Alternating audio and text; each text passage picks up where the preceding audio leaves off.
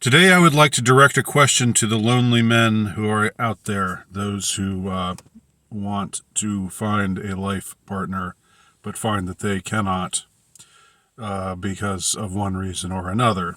And I'm not going to go into the reasons here. I think you can go ample places online and see the reasons why current trends are making it so that the lonely man is predominating to a greater extent now than even in the recent past. But that's not what this is about. Okay, I'm not about tracing how we got here. I'm wanting to ask a question, and it's a rhetorical question, but it's still a question that I guess in a way it's a rhetorical question, and in a way it's an actual question, because it's rhetorical in the sense that it opens up a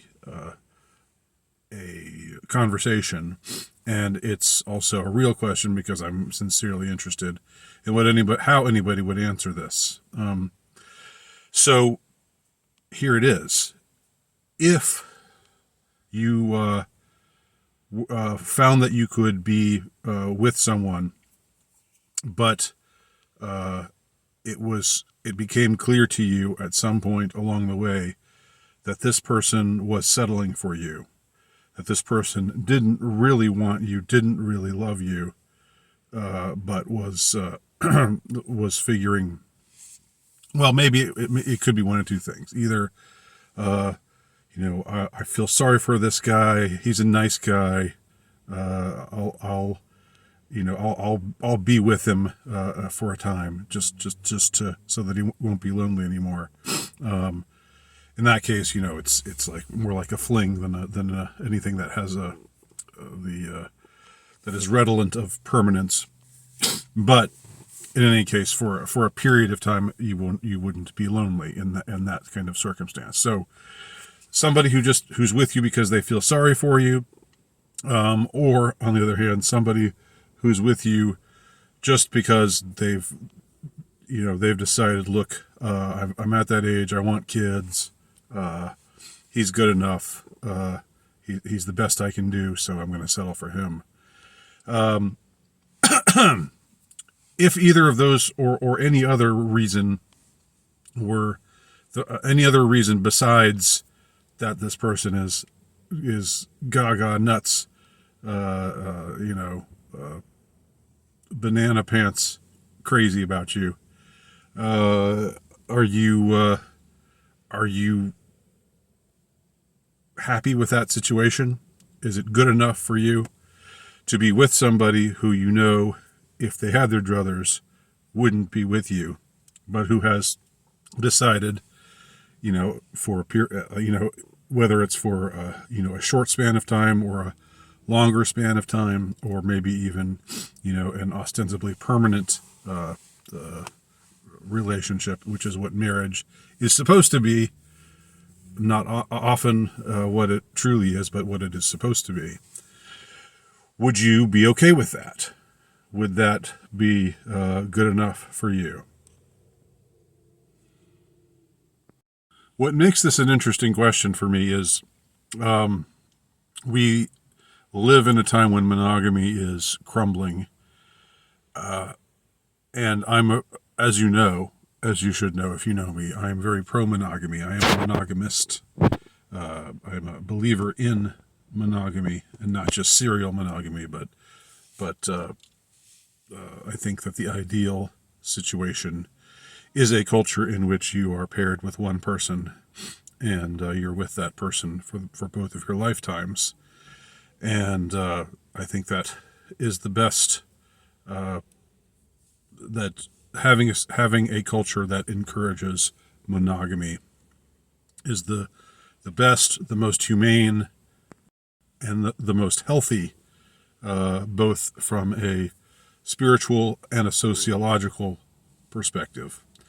Spiritual in the sense that I believe monogamy is better for the soul. Sociologically, because I believe that if you are in the midst of a culture where people are constantly marrying and divorcing and remarrying, or never marrying, and all kinds of things. We're having all these kinds of exotic setups, polyamory and whatnot. This is creating chaos, and it's creating chaos not just for the adults, but more importantly for the children who are the results of these couplings and who are not growing up with any kind of stability.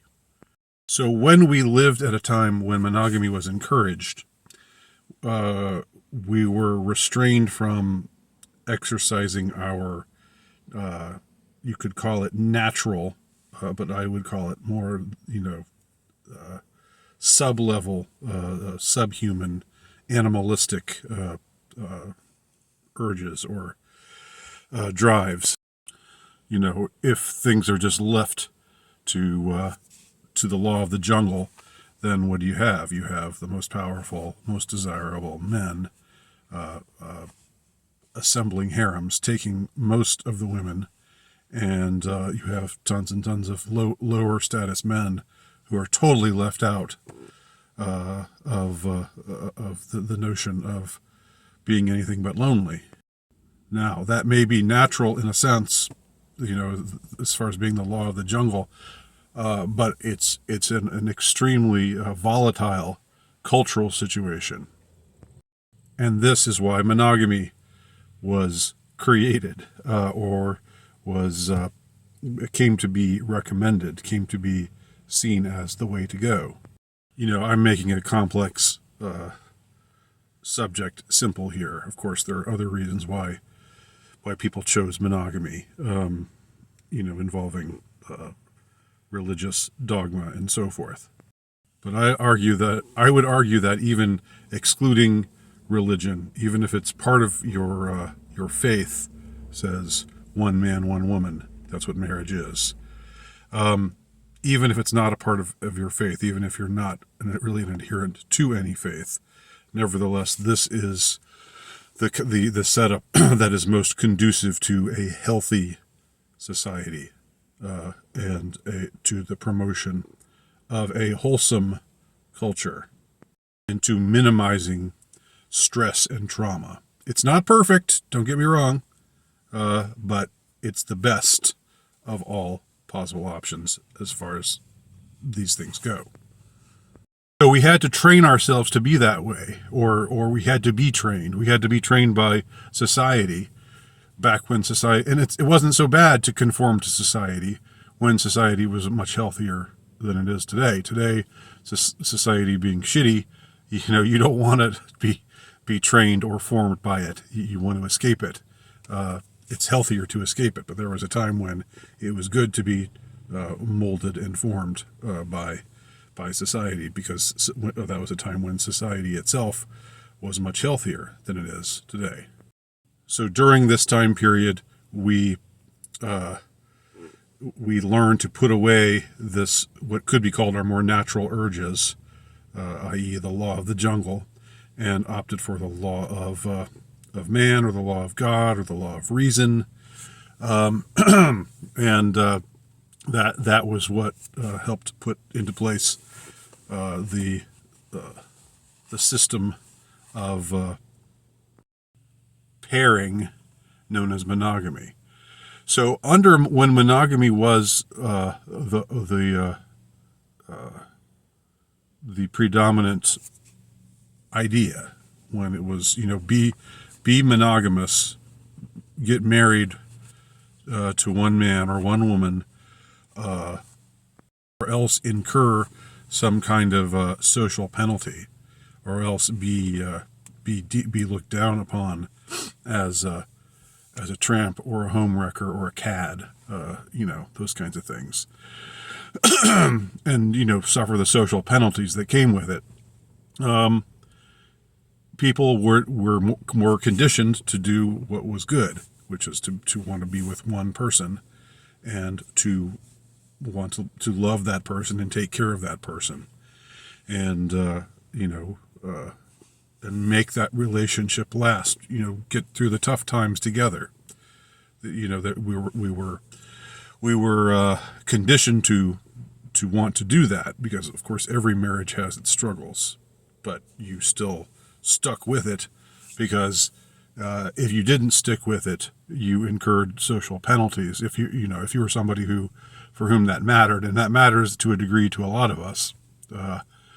More, we are social beings, whether we like to acknowledge it or not. And I don't like to acknowledge it myself because I'm very much a lone wolf type of guy. But it is true.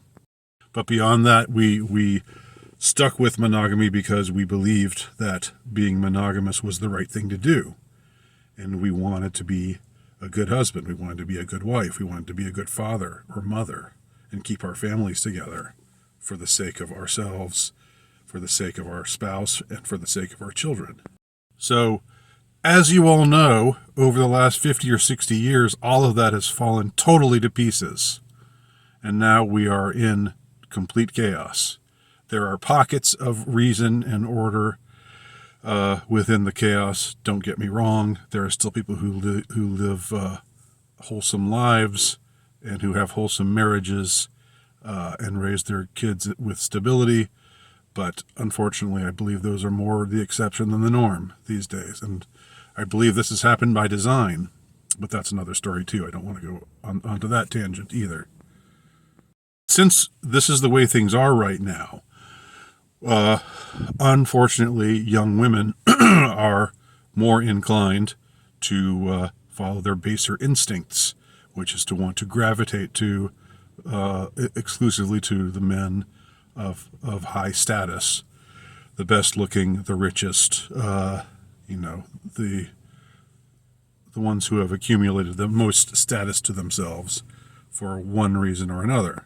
So in a situation like this, in a culture like this, I'm not saying you can't find a woman who wants to be monogamous with you and who wants to love you for who you are and can fall in love with you for who you are, and who will stay with you for who you are and not just be with you for ulterior motives or because, they feel sorry for you or they pity you and they feel sorry for you, so they're sort of treating it as being charitable to be with you for a certain length of time. You would think that in that case they would maybe just sleep with you, or maybe stay with you for a couple weeks or whatever.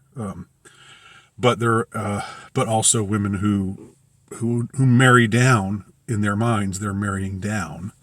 They are instantly, resentful of this because they've been trained to believe they deserve the best, and they're marrying somebody who they think is beneath them, which is not a recipe for happiness.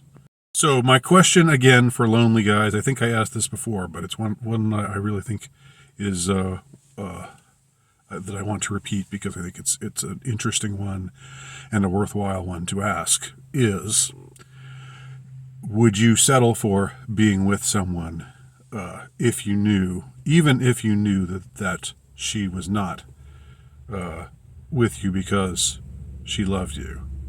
If you knew that she was with you because she was settling for you, would you still say yes to such a setup because it would be better than nothing? Or would you say no, I don't want to be in that kind of situation or scenario. I'll hold out till there's someone who wants to love me for who I am, even if I'm not, the top 5% on the social status configuration or whatever. Would you hold out knowing that there's a possibility that you could just be alone for a long time, if not for the rest of your life? Would you opt in that kind of situation to be with somebody who is not with you for the right reasons? And I'm also wondering now how often that happens. Like maybe that's also maybe if you have a story like that to tell, girl X decided to be with me even though she thought she was better than me, and she thought I was beneath her station. you know, and who knows, maybe if there's some honest women out there who want to say, I admit I was with man X even though I thought I deserved better. And I feel sorry. I feel sorry about that now. Or you could say, or maybe you would say, I don't feel sorry because at least I gave him some happiness for a time and made him feel less lonely. And whatever. That's my question. Anybody out there, please feel free to respond because I'm really interested in hearing your answers and your stories if you have them. Thank you for watching.